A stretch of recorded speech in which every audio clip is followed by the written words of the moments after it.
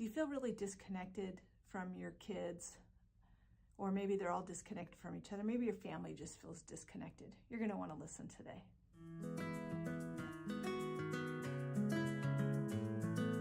Hi, welcome to the Parenting Bridge podcast. I'm Dr. Michelle Alden, a licensed professional counselor, parent coach, and family therapist. And I'm here to help you to build a bridge to your best family possible. So we're going to talk about connection and building connection and how that happens. And just hopefully this will resonate with you if you're feeling like your kids are really distracted, or maybe you're feeling like you're really distracted. Or it could be that there's the difficulties that you're having in your family are just so extreme, which it really is with a lot of kids that have challenging behaviors due to ADHD or autism, just differently wired kids. It's really hard to build connection. If you have a child that has reactive attachment disorder or any kind of attachment disorder, and a lot of times our differently wired kids may be your biological children, but you still may kind of feel like they're really disconnected. They may be very disconnected also from reality. And so making that connection is not just because they're busy on screens or something like that, but just really a disconnected kind of experience that they're having in life as well.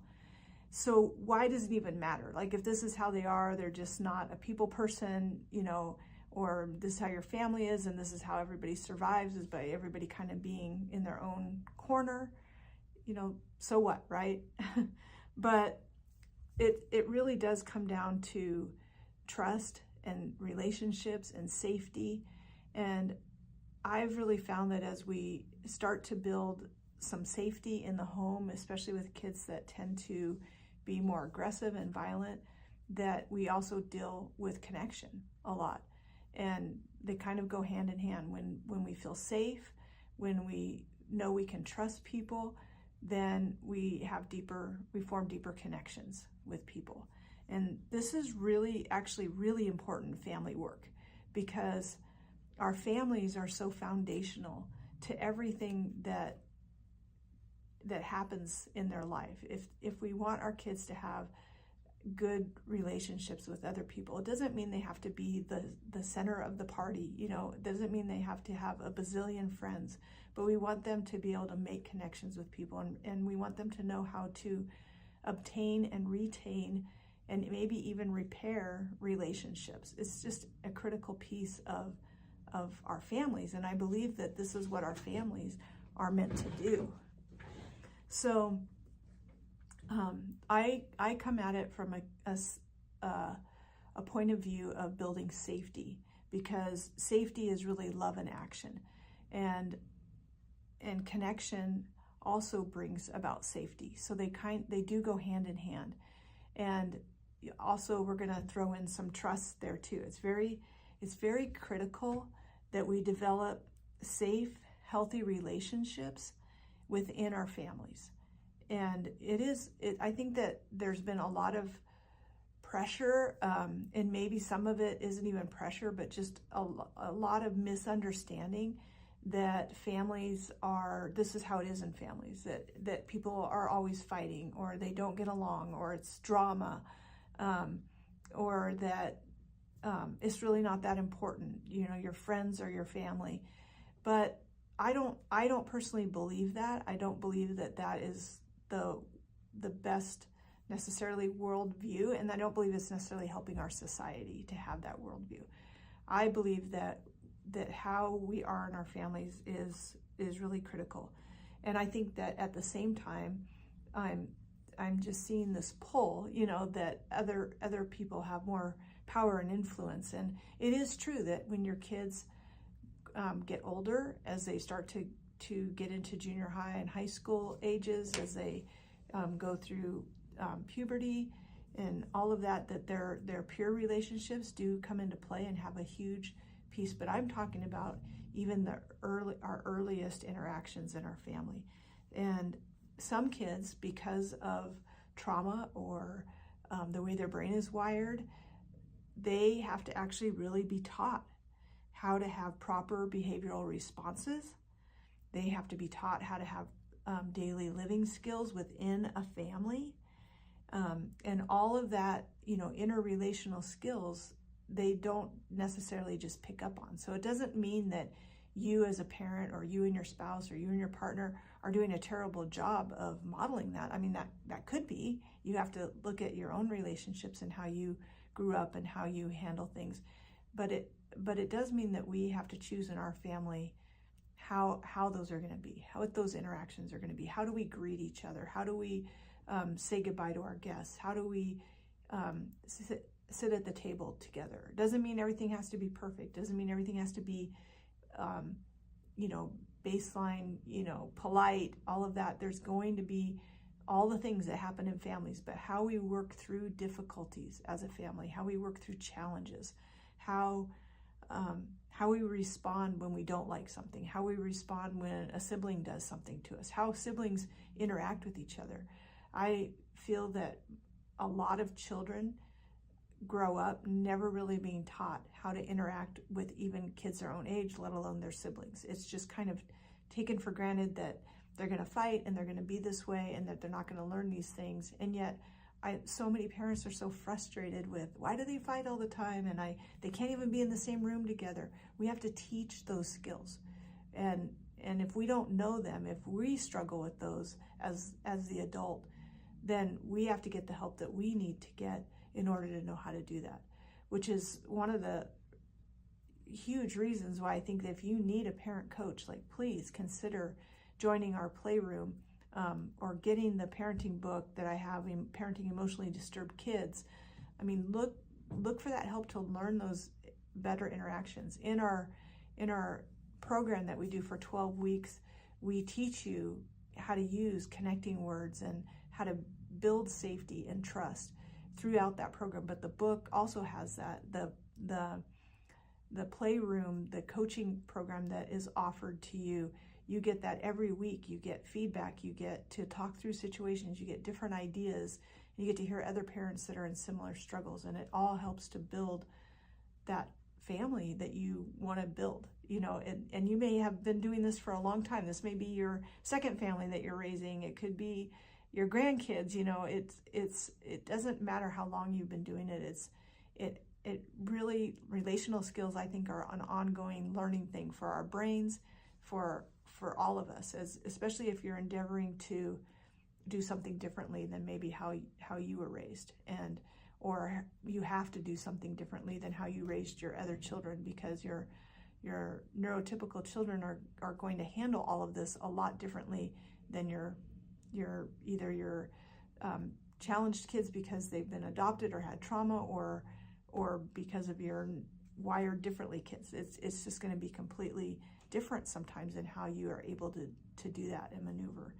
So just keep that in mind, that it doesn't just come naturally for some people and doesn't come naturally for some kids. So they're skills that have to be taught. And as we develop those skills and those connections, even within our family, we really build stronger relationships, and that goes outside of the family. So it doesn't, I think that it's really important to realize that our families are really core to all of that, as the core place that we are meant to learn these things, and even our social skills and all of that. So I love to empower parents to step into that is a good role for you, to be teaching these things and modeling it and showing as a family like how we work through things, that we don't always agree, but we can sit down, we can talk through things, we can work through things, and that's not sitting down and talking with your kids necessarily and doing that and then expecting them to do it, but modeling that, but then also helping them to come through that process. A lot of families that are having really extreme struggles, the kids emotionally and relationally are much younger.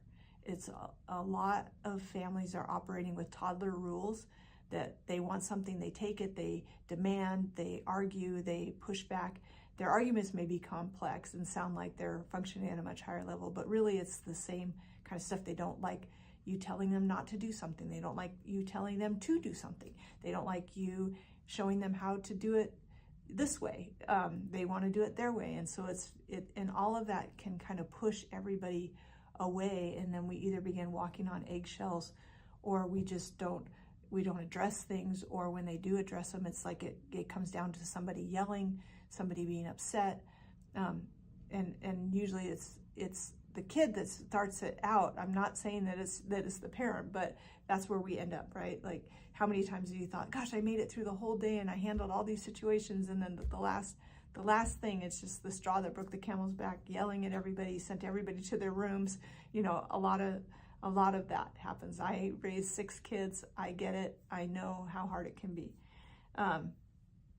So there's some things that we do that I can encourage you as a parent coach to do that will build connection with your kids. The first one, it has to be safety. If it's not safe in your home, if it's not, and by safety, it has to mean that the child, the challenging child themselves, is safe, that nobody's getting hurt by this child, that there's not name calling and verbal and emotional abuse. And so it doesn't mean you can't start. It just means that's our starting place then. If a lot of turmoil is happening every day in the home or inside this child, then they're not at a place of feeling safety. So we have to do things that create safety first in order to build that connection. We can't just go right to connection. We cannot connect with people that are not safe. And so there's a false sense of that sometimes with our kids, because they'll have big blow-ups and they'll, yell all these things at you, and then they'll, have this huge meltdown and basically be out of their right mind, and then want you to hug them and cuddle them. And of course I want you to do that. I'm not saying no, not until you're safe, right? But it's false sense of having some kind of connection. The real deep connection comes when there's the safety and there's trust and there's a working relationship. This isn't a working relationship when somebody is pushing and pulling at you at the same time all the time, every day.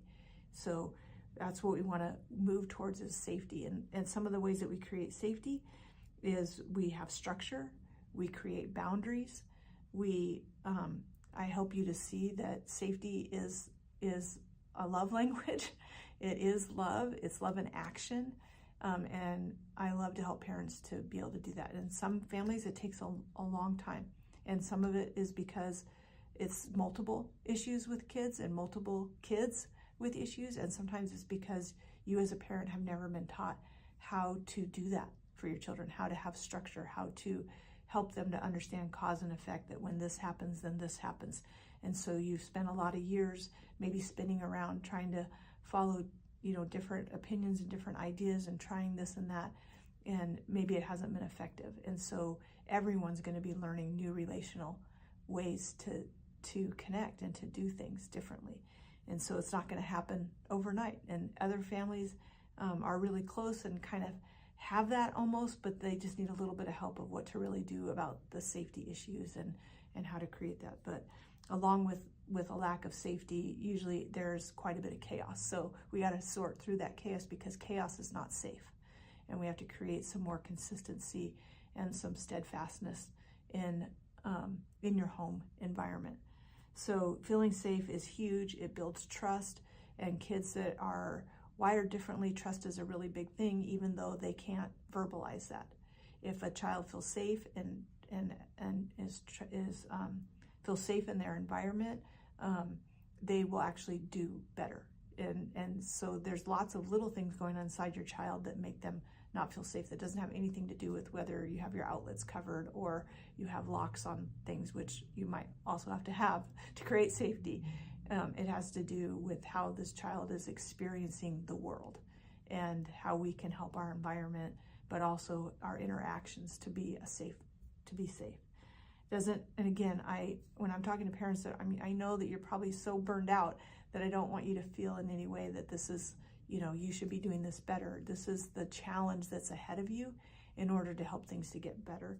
But also because I know that there's something core in all of us, that we want our families to be strong and healthy, and we want to have good relationships, even with our drama and our differences and our weirdness, right? Like every family's got its own weirdness and quirks, and we're not trying to take that away and make you cookie cutter. But I really see that longing in so many parents to feel close and connected with their kids, and it's coming. It is possible, and it's there. It's just going to happen kind of one stone at a time. So I just want to encourage you in that.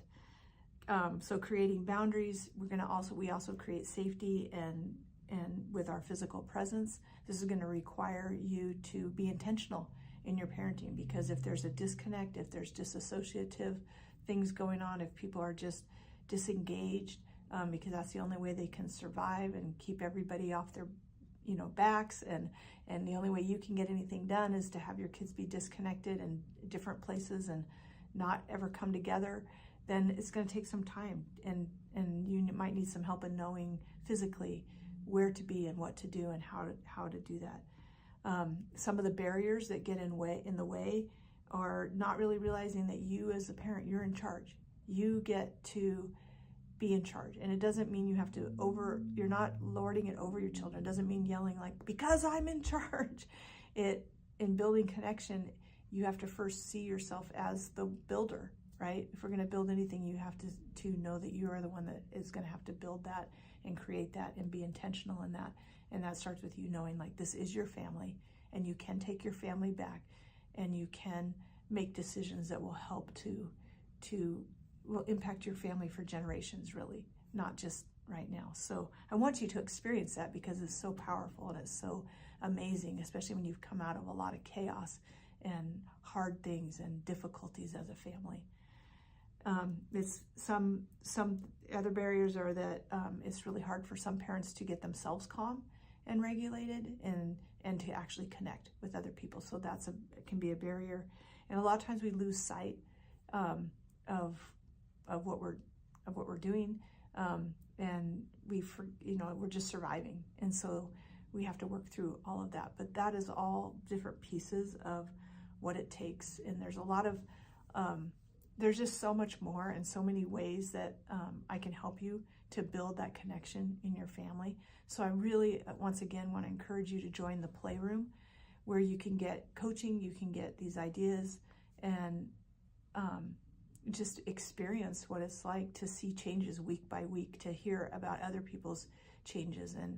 And if you're really struggling with a lot of violence and things just seem incredibly out of control for you, if you have kids that have come from really hard places, then you might start off with this Playroom and the online coaching that is in a group setting, but you may decide you need some one-on-one coaching or to do our coaching program. So please reach out to us and get that help that you need, because just that there's nothing better than stronger relationships in our family, even if there's struggles, even if your kids are never going to be able to do all the things that you had hoped.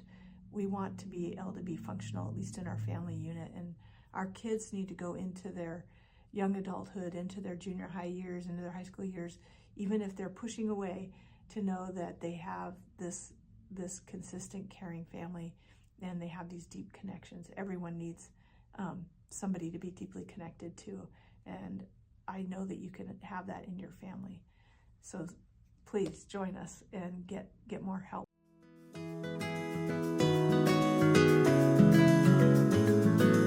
Thanks for listening to The Parenting Bridge. Do you want to learn more about building a bridge to better behaviors? Pick up a copy of Dr. Michelle Alden's new book, Parenting Emotionally Distressed Kids. Or, for more resources, you can click on the link for Healthy Foundations. If you would like to leave a comment or a question for Dr. Alden, there's a link in the notes. We'll see you next time, and remember, things can always get better.